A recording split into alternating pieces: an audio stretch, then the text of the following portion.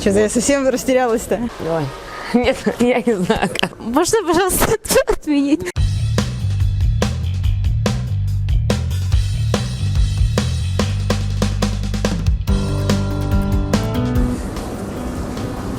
Вообще без понятия, если честно.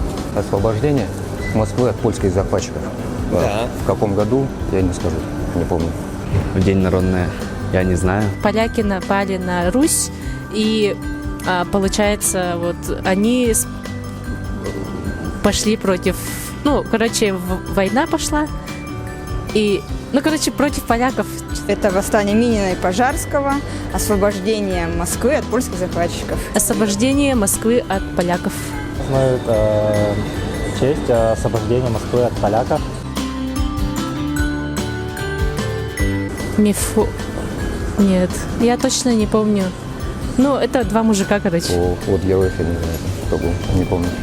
Их памятник на... Минин и Пожарский. Нет. Кирилл и Мефодий не создали алфавит.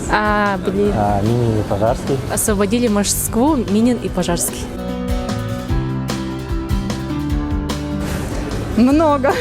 Около 200, я так предполагаю. Ну, я думаю, более 1000 разных народностей. Только в Дагестане там более 27 народностей. Приблизительно больше, где-то 170-180 народов. Больше 100. Более 60 вроде как. Очень много. Больше 100? 130 чем-то. Где-то так. Около 200 или больше. Ой, я не могу точно количество сказать никак, но где-то сейчас...